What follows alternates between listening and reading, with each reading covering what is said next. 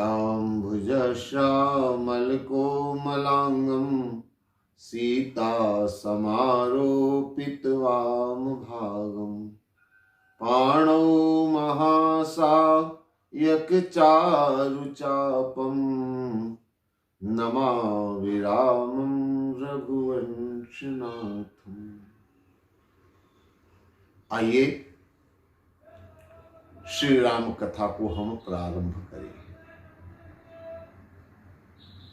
भगवान श्री राम की बाल लीलाओं के पश्चात विश्वामित्र जी के साथ यज्ञ रक्षा के लिए भगवान राम प्रस्थान करते हैं। इस पर हमने चर्चाएं करी हैं। पिछले भाग में ताड़का, मारीच और सुबाहु भगवान इनका संहार किस तरह से करते हैं और धर्म और कर्म को लेकर के जो यात्रा भगवान राम ने प्रारंभ करी है उसमें किस तरह से हम कामनाओं पर विजय प्राप्त कर सकते हैं, राग द्वेष पर विजय प्राप्त कर सकते हैं। इस पर हमने आध्यात्मिक चर्चा करी थी। आइए अब हम यहां से आगे बढ़ते हैं। यज्ञ रक्षा के बाद जैसा कि प्रसंग आप जानते हैं, महाराज जनक का संदेश विश्वामित्र जी के पास पहुंचता है और विश्वामित्र जी भगवान राम से अनुरोध करते हैं कि एक यज्ञ रक्षा का कार्य तो पूर्ण हुआ, लेकिन एक यज्ञ का आयोजन और हो रहा है और भगवान विश्वामित्र जी के साथ उस दूसरे यज्ञ के लिए प्रस्थान करते हैं। अब विश्वामित्र जी के साथ भगवान की यात्रा आगे होती प्रारंभ, जहां पर एक बड़ा अद्भुत प्रसंग हमें देखने को मिलता है और वह प्रसंग है अहिल्या उद्धार का प्रसंग। विश्वामित्र जी भगवान राम के साथ आगे बढ़ते हैं। एक ऐसे मार्ग पर पहुंचते हैं, एक ऐसे स्थान पर पहुंचते हैं, खगमृग जीव जंतु तह नाई, किसी तरह का कोई जीव जंतु वहां नहीं है। तो भगवान राम ने उत्सुकतावश विश्वामित्र जी से पूछा और विश्वामित्र जी ने सारा प्रसंग सुनाया। गौतम नारी श्राप बस विपुल देश रघुवीर, चरण कमल रज चाहती कृपा करहु रघुवीर। विश्वामित्र जी प्रार्थना भी करते हैं, आदेश भी देते हैं और भगवान राम चरण स्पर्श करते हैं, जिससे अहिल्या का उद्धार होता है। प्रसंग तो आप सब सुनते हैं, अच्छी तरीके से जानते हैं। ये जो अहिल्या का प्रसंग है, अहिल्या उद्धार की जो कथा है, बड़ी मार्मिक और बड़ी अद्भुत कथा है। पुराणों को देखें और वाल्मीकि रामायण और अन्य ग्रंथों में इस प्रसंग की चर्चा करी गई है। गौतम ऋषि की पत्नी अहिल्या, कथा आती है, ब्रह्मा जी ने अहिल्या को अति सुंदर नारी के रूप में उत्पन्न किया, अद्भुत सुंदर नारी के रूप में, और जितनी सुंदर थी उतनी गुणवान भी थी। कैसे गौतम ऋषि और अहिल्या का विवाह हुआ, इसका भी वर्णन आता है ग्रंथों में। एक शर्त रखी, जो संपूर्ण ब्रह्मांड की परिक्रमा लगाएगा उसके साथ अहिल्या का विवाह होगा। सारे देवता विवाह को उत्सुक थे, सब अपने अपने वाहन पर चल पड़े। गौतम ऋषि भगवान शालिग्राम की सेवा पूजा करते थे। उन्होंने शालिग्राम जी की सेवा पूजा करी और परिक्रमा लगाई, और ब्रह्मा जी ने उन्हें विजेता घोषित कर दिया। देवता लोग जहां जहां सृष्टि की परिक्रमा में जा रहे थे, हर एक देवता को ऐसा लगता था गौतम हमसे आगे चल रहे, गौतम ऋषि हमसे आगे चल रहे। ये चमत्कार देवताओं ने भी देखा, और इसलिए किसी ने इस विवाह का विरोध नहीं किया और गौतम ऋषि और अहिल्या का विवाह हो गया। अहिल्या बड़ी पतिव्रता नारी थी, गौतम ऋषि के साथ सुखमय जीवन व्यतीत हो रहा था। लेकिन कथा आती है कि एक बार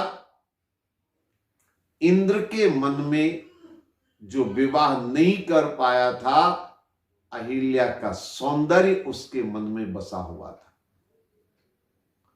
इंद्र ने किसी भी तरह से अहिल्या को पाने की जो लालसा थी उसको पूर्ण करने के लिए योजना बनाई, तरीका ढूंढा, और तरीका एकमात्र यह था कि जब गौतम ऋषि आश्रम से बाहर जाएं तब वो अपनी इच्छा पूरी कर सके। लेकिन इंद्र अपने असली स्वरूप में जाएगा तो अहिल्या का पाना संभव नहीं था। इसलिए एक बार जब गौतम ऋषि प्रातः जल्दी गए, कुछ ग्रंथों में तो वर्णन आता है कि इंद्र ने, जो गौतम ऋषि सुबह जल्दी उठ करके नदी स्नान को जाते थे, एक बार इंद्र ने नकली माया से मुर्गा बनाया और उसने आधी रात को बाग दे दी। गौतम ऋषि समझे सवेरा हो रहा है, वो उठ करके चले गए, और गौतम ऋषि जब चले गए तो पीछे से इंद्र गौतम का रूप धारण करके अहिल्या के पास आया। इधर गौतम ऋषि जब गए स्नान करने के लिए तो थोड़ी देर बाद उन्हें आभास हुआ कि कुछ गड़बड़ हुई है। अभी प्रातःकाल नहीं हुआ है, और ऐसा हुआ है तो क्यों हुआ है। गौतम ऋषि वापस अपने आश्रम पर आए। इधर इंद्र जो गौतम ऋषि बनकर के अहिल्या के पास पहुंच चुका था, उसे भनक लगी कि गौतम ऋषि आ रहे, तो वो तुरंत वहां से भागा। अब असली गौतम ऋषि ने नकली गौतम ऋषि को आश्रम से निकलते हुए देखा, क्रोधित हो गए। कौन है ये दुष्ट जो मेरा रूप बनाकर मेरी कुटिया से बाहर निकल रहा है। पहचान लिया इंद्र को श्राप दिया, और उन्होंने गौतम ऋषि ने अपनी पत्नी अहिल्या को भी श्राप दे दिया। तुझे जड़ पत्थर की तरह से व्यतीत करना पड़ेगा अपना जीवन। और अहिल्या शापित हो गई। हालांकि बाद में अहिल्या ने अपने पति से प्रार्थना करी, नाथ मेरा इसमें कोई दोष नहीं है, इंद्र छल कपट से मेरे पास आया। हां, मुझसे ये भूल हुई कि मैं उसे पहचान नहीं पाई, लेकिन मेरे मन में कोई दुर्भाव नहीं था। मैं अगर रूप देख रही थी तो अपने पति का देख रही थी, और उसी भाव से मैंने जो है उसको अपने पास आने दिया।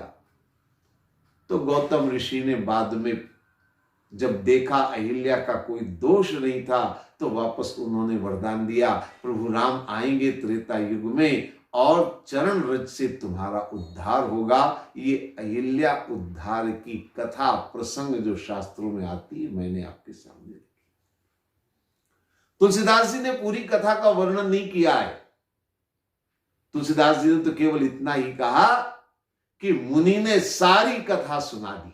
सारी कथा का मतलब ये सारा वृतांत उन्होंने भगवान राम के सामने रखा और तब भगवान राम ने अपने चरण रज से अहिल्या का उद्धार किया।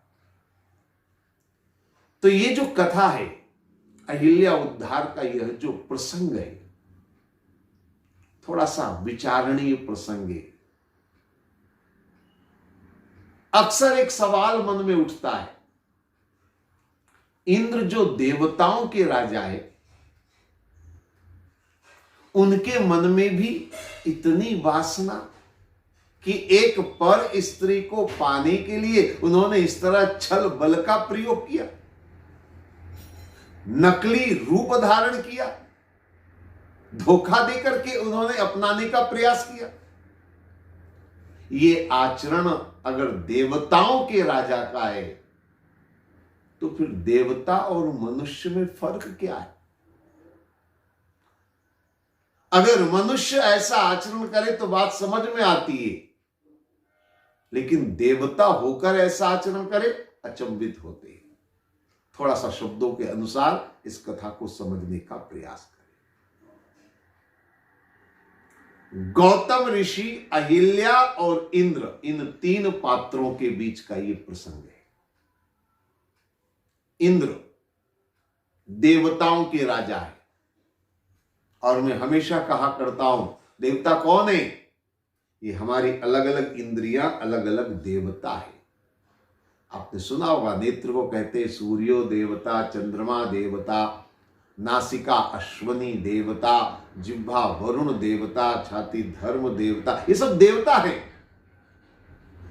और देवताओं का राजा है इंद्र। और हमारी इन इंद्रियों का राजा कौन है? हमारी इन इंद्रियों का राजा है मन। मन से ही इंद्रियों को दिशा निर्देश मिलता है। तो इंद्र कौन है? हमारा मन है। तो इंद्र मन है, और जैसा मन का चरित्र और स्वभाव है, वैसा ही इंद्र का वर्णन किया गया। आप अच्छी तरह जानते होंगे, मन हमेशा पतन की ओर जाता है, मन हमेशा बुराई की ओर जाता है। यहां जो इंद्र का वर्णन किया गया, वास्तव में वह मन का चरित्र बताया गया है। मन चाहे कितना भी पाले, लेकिन फिर भी हमारा मन दूसरों के धन में, दूसरों की वस्तु में, दूसरों की स्त्री में ज्यादा आकर्षित होता है। ये मन का स्वभाव, ये मन की प्रकृति है। अब जरा शब्दों पर और आगे ध्यान दें। गौतम ऋषि शब्द क्या है? फिर से सुनिए, गोतम दो शब्दों को मिलकर बना है। गो उत्तम दोनों को मिलकर बना है गोतम। गो का एक अर्थ गाय होता है, लेकिन संस्कृत की दृष्टि से गो का एक अर्थ और है, और वह है गो माने हमारी इंद्रियां। अब शब्द है गोतम। इंद्रियों में सबसे उत्तम इंद्रिय कौन सी है? आप जरा विचार करिए। इंद्रियों में सबसे उत्तम, वैसे हर इंद्रिय का अपनी अपनी जगह महत्व है, मैं मानता हूं, लेकिन फिर भी सारी इंद्रियों में सबसे उत्तम इंद्रिय अगर कोई है, थोड़ा विचार करे, तो वह है नेत्र। सबसे मूल्यवान, सबसे अनमोल नेत्र है। और इसीलिए प्रकृति ने इन नेत्रों की सुरक्षा के लिए पलकें दी हैं, यानी कि सुरक्षा कवच दिया है, क्योंकि बहुत कीमती है।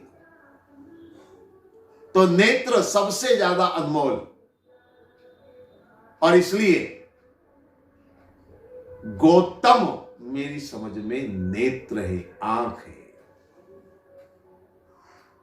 अहिल्या, थोड़ा इस शब्द को भी समझ ले।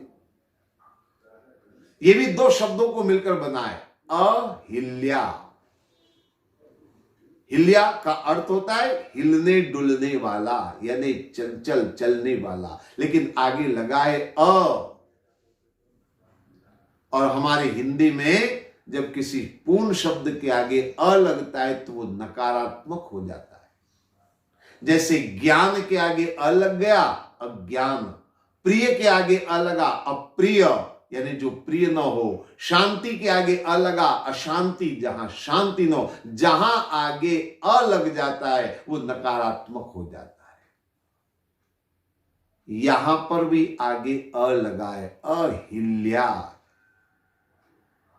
हिलने डुलने वाला, पर आगे अ लगा है, यानी जो न हिले डुले, स्थिर रहे, उसको कहते अहिल्या। अब ये अहिल्या क्या है? मेरी समझ में अहिल्या है हमारी बुद्धि। अब जरा ध्यान से कथा को समझे, पात्रों की बात मैंने करी, अब थोड़ा कथा को समझे। इंद्र हमारा मन है, और मन भोग में रुचि रखता है। मन हमेशा पतन की ओर जाता है, लेकिन अकेला मन कुछ नहीं कर सकता। उसको साथ चाहिए किसका? बुद्धि का। गौतम की पत्नी अहिल्या उसे चाहिए। अहिल्या माने बुद्धि चाहिए। लेकिन जब तक गौतम है, यानी आंख लगी हुई है, जब तक दृष्टि है, आप समझ गए दृष्टि का मतलब? जब तक हमारी नजर है, यानी जब तक हमारी उसके ऊपर पूरी नजर रहेगी, ध्यान रहेगा, तब तक कुछ नहीं होने वाला। मन कुछ नहीं कर सकता। अगर आदमी सचेत है, अगर आदमी सावधान है, अगर आदमी की नजर मन के ऊपर है, मन कुछ नहीं कर पाएगा। लेकिन गौतम गए कि इंद्र ने अपना खेल खेला। नजर चूकी कि गौतम बन करके वो अहिल्या के पास पहुंचा। गौतम ऋषि की आंख, यानी नेत्र, और नेत्र को आप जानते, ये चर्म चक्षुओं के अलावा हम ज्ञान चक्षु की बात भी शास्त्रों में करते हैं। नेत्र का मतलब क्या है? ज्ञान की दृष्टि। नेत्र यानी देखना, परखना। इंद्र नकली गौतम बनकर के आया, अहिल्या के पास पहुंचा। अहिल्या को धोखा हो गया, और अहिल्या इंद्र के बहकावे में आ गई। अब मन का स्वभाव क्या है? आप सब जानते हैं, मन को चंचल स्वभाव का माना गया है। गीता में भी कहा गया, चंचलम ही मनः कृष्ण प्रमाथि बलभद्रणम तस्याहम निग्रहम मन्ये वायोरिवस दुष्करम। मन का स्वभाव चंचल है। अब यहां अहिल्या मन के प्रभाव में, यानी कि इंद्र के प्रभाव में आ गई, यानी बुद्धि हो गई चंचल। बस यही जीवन की सबसे बड़ी समस्या है। अगर बुद्धि चंचल हो जाएगी, चपल हो जाएगी, तो आदमी कभी धीर गंभीर होकर के कोई निर्णय नहीं ले सकता है। और जब तक आदमी धीर गंभीर नहीं होगा, तब तक मानव जीवन का वो कल्याण नहीं कर सकता है। और यही सबसे बड़ी भूल है।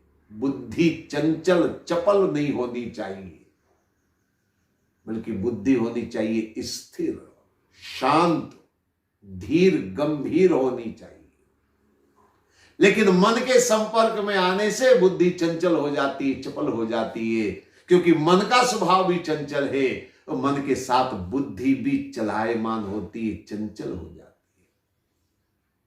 जीवन के किसी भी क्षेत्र में अगर आप आगे बढ़ना चाहते हैं, चाहे अध्यात्म की साधना हो, ज्ञान की साधना हो, या कोई और सांसारिक क्षेत्र में आगे बढ़ना है, उसके लिए बुद्धि परम आवश्यक है। और बुद्धि कैसी होनी चाहिए? धीर गंभीर चिंतनशील होनी चाहिए। तो गौतम ऋषि ने जब सच्चाई देखी, नकली इंद्र को अपनी कुटिया से जाते देखा, श्राप दे दिया। इंद्र को तो श्राप दिया ही दिया, उन्होंने अहिल्या को श्राप दिया और श्राप देते हुए उसे पत्थर बना दिया, जड़ पत्थर बना दिया। मैं समझता हूं श्राप ऐसा इसलिए दिया क्योंकि गौतम ऋषि ने अपनी पत्नी से सवाल किया होगा, ये कौन था और ये जब तेरे करीब आया तो तू इसे पहचान क्यों नहीं पाई? अपने पति और पर पुरुष की पहचान तू नहीं कर पाई? ऐसा पूछा होगा। अहिल्या मौन रही, कुछ बोल नहीं पाई, और जब कुछ नहीं बोल पाई तो गौतम ऋषि ने क्रोधित होकर श्राप दे दिया, अरे जड़ पत्थर की तरह तू बोलती नहीं है, इसलिए जा तू जड़ पत्थर हो जा, ऐसा श्राप दे दिया। अहिल्या जवाब क्यों नहीं दे पाई? क्योंकि इंद्र के कारण, मैंने अभी जैसा कि आपसे कहा, मन के स्वभाव में, मन के साथ आने से मन का प्रभाव बुद्धि पर पड़ा और बुद्धि चंचल हुई, और जब बुद्धि चंचल हो जाती है तो वो अपना विवेक खो देती है और इसलिए वो ऋषि को पहचान नहीं पाई। लेकिन मैं ऐसा मानता हूं कि गौतम ऋषि ने श्राप देने में भूल करी। थोड़ा सुनने में अटपटा लगेगा, लेकिन बहुत ध्यान से मेरी बात समझे। गौतम ऋषि ने भूल करी, और भूल करी, उसका परिणाम क्या हुआ आगे आप कथा में देखेंगे। थोड़ी देर बाद गौतम ऋषि को वापस आशीर्वाद देना पड़ा, प्रभु राम आएंगे और तुम्हारा उद्धार करेंगे। इसका मतलब कहीं चूक हुई है, इसीलिए बाद में आशीर्वाद दे रहे। अब चूक क्या हुई, थोड़ा समझने का प्रयास करें। मन के कारण बुद्धि चंचल होना ठीक नहीं है, ये बात तो सही है, लेकिन उन्होंने बुद्धि को बना दिया जड़, पत्थर बना दिया, ये भी एक भूल है। बुद्धि जड़ नहीं होनी चाहिए। अगर जड़ बुद्धि होगी, मुर्दा बुद्धि होगी, तो उस बुद्धि का जीवन में कभी उपयोग नहीं हो पाएगा। बुद्धि हमेशा जिंदा होनी चाहिए, जागृत होनी चाहिए, चैतन्य होनी चाहिए, मुर्दा बुद्धि नहीं। मुर्दा बुद्धि के सहारे चलेंगे तो जीवन का कभी कल्याण नहीं होगा। बुद्धि हमेशा जागृत होनी चाहिए, चैतन्य होनी चाहिए। इन्होंने पत्थर बना दिया, जड़ बना दिया, यही तो सबसे बड़ी भूल है। बुद्धि चैतन्य होनी चाहिए, जीवित। आज सबसे बड़ी समस्या यही है, अगर देखा जाए। धर्म का आचरण करने वालों कोई कमी नहीं है। अगर आप देखें तो इस युग में धर्म का आचरण तो निरंतर बढ़ रहा है, लेकिन हम जो कर रहे हैं जड़ बुद्धि से कर रहे हैं, मुर्दा बुद्धि से कर रहे हैं, ये गलत है। आंख मूंद करके उसने ऐसा किया, हमने भी कर लिया, उसने वो किया, हमने भी कर लिया, उसने उस व्रत का किया, हमने भी कर लिया, उसने वहां मंदिर में मत्था टेका, हमने भी टेक दिया। मैं मंदिर जाने का विरोध नहीं, मैं व्रत करने का विरोध नहीं, लेकिन केवल देखा देखी, आंख मूंद करके हम नकल कर रहे हैं। जिस तरह से नई पीढ़ी फैशन और दूसरों को देखकर फैशन में बढ़ करके आंख मूंद करके चल रही है, उसी तरह से हम भी धर्म के मामले में आंख मूंद कर देखा देखी कर रहे हैं, और इसीलिए उसका पूर्ण लाभ जीवन में हमें नहीं मिल पा रहा। हमारी बुद्धि को जागृत करने की आवश्यकता है, बुद्धि को चैतन्य करने की आवश्यकता है। मैंने एक घटना सुनी है, मैं अक्सर सुनाया करता हूं। मृत बुद्धि कैसे जीवन को कहां ले जाती है। एक बार, बहुत पुराने समय की बात है, एक आदमी था जो बड़ा नियमित जीवन जीता था, ठीक समय पर भोजन करता था, ठीक समय पर शयन करता था, यानी उसका जीवन बिल्कुल संयमित था, अनुशासित था। परिवार के लोग उसकी बड़ी जो है वो मर्यादा का पालन करते थे। वो एक ही स्थान पर बैठकर भोजन करता था। ऐसा नहीं कि आज यहां कल वहां, आज इस समय कल उस समय, नहीं, एक समय एक स्थान पर भोजन करता था। अब भोजन करने के बाद वो उठता था और जहां वो बैठता था उसी दीवार पर पीछे एक ताक था। आप समझ रहे ताक माने? वो पुराने जमाने में जब मिट्टी के घर होते थे तो उसमें कुछ रखने की जगह उसके अंदर दीवार में होती थी।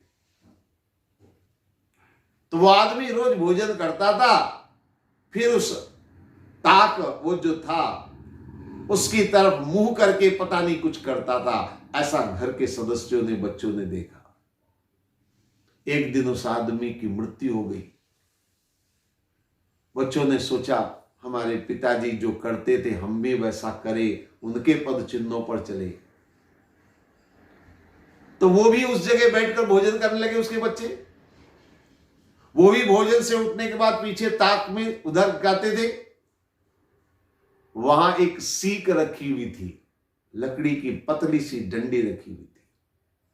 होगा कुछ हमारे पिताजी ने पता नहीं, तो वो बस उसको हाथ जोड़ लिया करते थे। ऐसे पीढ़ी दर पीढ़ी आगे बढ़ता गया परिवार।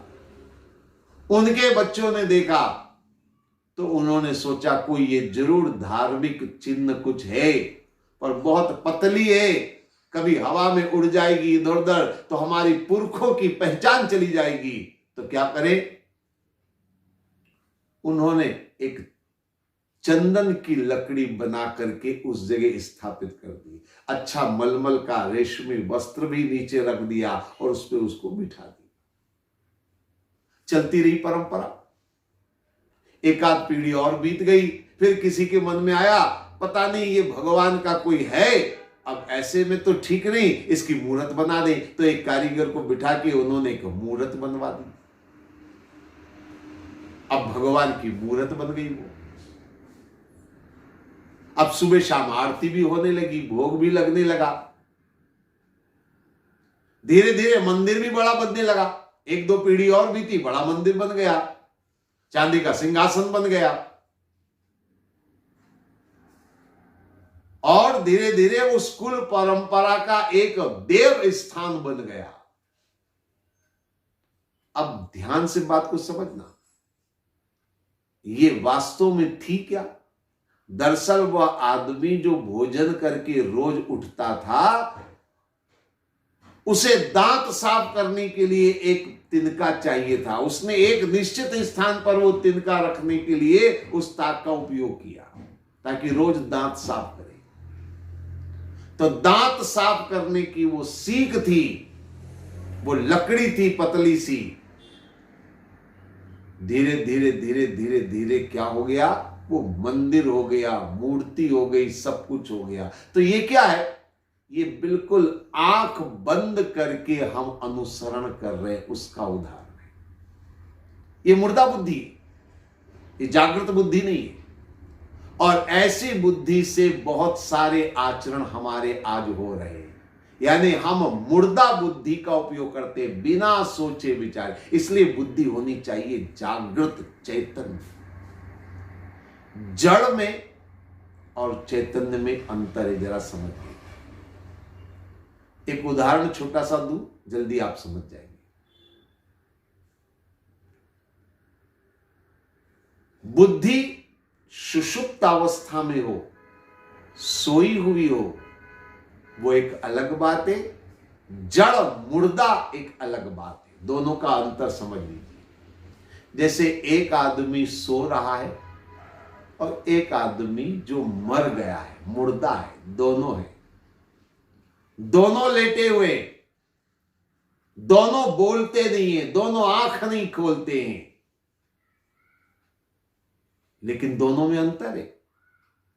जो सो रहा है उसको जगाया जा सकता है, लेकिन जो मर गया है अब उसको उठाने की कोई संभावना नहीं, वो उठने वाला नहीं है, वो मृत है, मुर्दा है। बुद्धि का भी यही हाल है। बुद्धि अगर जड़ है, मुर्दा है, तो समाप्त, उसका कोई उपयोग नहीं है।